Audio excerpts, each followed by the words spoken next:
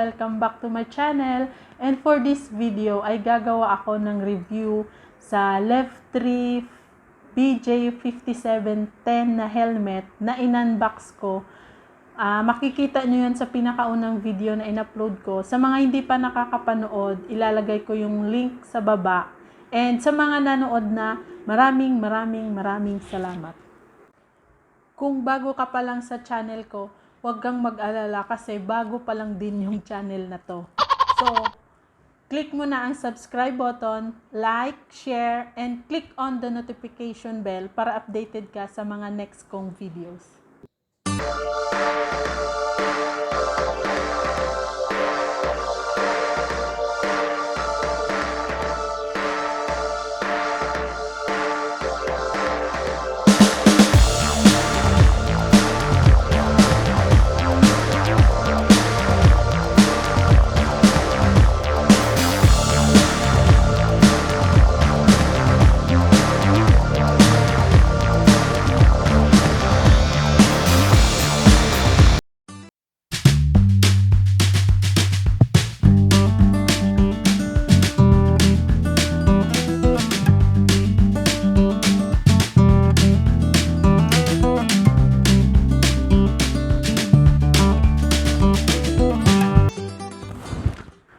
So, ayun na nga guys. Ito na yung helmet na i-review ko.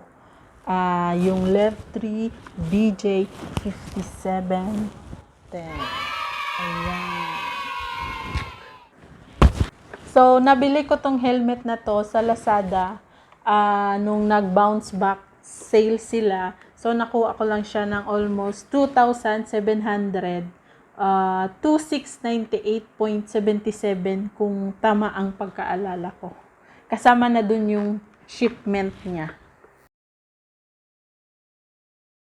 So, yung helmet na to is modular type siya. And yung kulay niya, black, red na may white. And dual visor na din siya.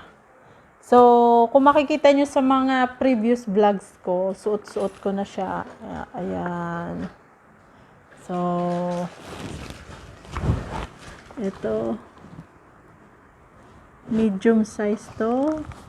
And, easy strap lang siya sa baba. And, madali lang siyang gamitin.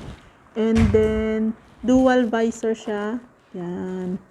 So, since modular type siya, pwede mo siya gawing half face lang. Ayan.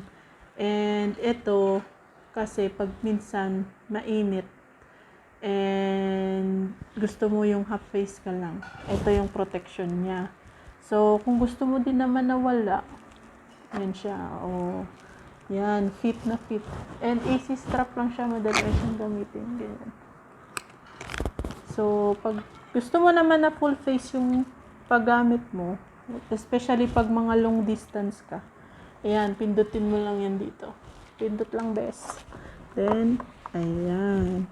So, yung lens niya is clear lens lang siya. Ayan. Kung gusto nyo naman nakaangat yan, and ito lang gamitin nyo. Ayan. Pindutin lang dito sa baba. Pag binaba mo, aangat siya. Pag tinaas mo, bababa siya. Ayan. Pwede din naman. Ayan. And yung lens niya is clear lens. Mas clear pa siya sa pores ko. Ayan. So, ayan siya. Madali lang siyang gamitin actually. And, matibay siya. Malambot lang yung foam niya dito sa loob. Ayan. Ayan, oh. Hindi siya masakit. Ayan. And, makapal siya. Makapal yung nutshell ba tawag yun. And, ginamit ko to nung unang pag-uwi ko.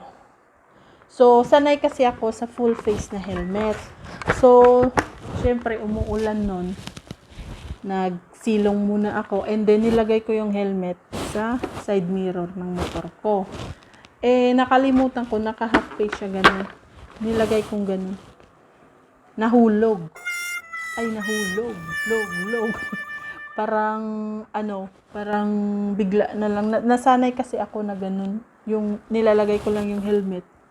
And then, ayun, nahulog siya. Na-test agad kung matibay nga ba siya. So, pagkahulog niya, hindi ko talaga inaasahan. Nabigla nga din ako. So, nagpagulong-gulong siya. And, kung nasira siya, hindi naman. Ito lang yung damage. Yan, may gasgas. Kasi nahulog siya, walang sumalo. Kaya, bawal mahulog pag walang sasabo. So, 1 week ko pa nga lang siyang ginagamit. Ginagamit ko siya araw-araw sa work. And, ayun nga, na-test agad yung tibay niya. So kung sa patibayan lang din naman, matibay to. Kasi ayan lang yung inabot niyang damage. Ayan. Yung lens niya hindi rin na sira. Ayan, wala siyang sira. Ganyan o. Ayan, maganda pa din siya. So, ang tanong, kung sulit ba yung pagbili ko ng Lev 3 helmet na to? So, sa patibayan is matibay siya, matigas siya kasi nahulog siya, walang sumalo sa kanya. Ayun, hindi siya broken. Nahulog lang siya. And kasing tigas siguro to ng ulo ng mga anak niyo o ng mga kapatid niyo na mga pasaway. Ayan. Matibay siya, guys. And sulit para sa akin. Kasi nakuha ko nga lang siya ng 2.7. So, marami namang mga gagandang helmet. Yun lang yung kaya ng budget ko. And sa tingin ko, okay naman siya. Ayan. So, kung sulit, para sa akin ay sulit na to. Yung Lev 3 helmet na to. Ginagamit ko na siya palagi. Maganda siya pag sa long ride. Kasi ayan matibay siya. Yan. So, sa mga nagbabalak bumili dyan, hindi naman to sponsored, pero at least may idea kayo na matibay itong helmet na to. So, ayun na nga guys, that's it for today's video. And sa muli, maraming salamat sa lahat ng sumuporta sa mga nauna kong videos. Sa mga nag-subscribe, maraming salamat. And sa mga nanood, thank you. And sa mga hindi pa nakapag-subscribe, sa muli, click nyo na ang subscribe button, like, share, and click on the notification bell para updated kayo sa mga next ko pang videos. And shoutout lang pala dun sa kaibigan ko nag-birthday nung Monday, August 10. Happy birthday, RF. Baby White, happy birthday. And see you soon. Manlibre ka naman. And sa lahat ng mga kaibigan ko na sumuporta and sa family ko, maraming salamat. Sana ay huwag kayong magsawa sa panonood sa mga kadaldalan ko. And sa muli, maraming salamat. See you sa next vlog. Bye-bye.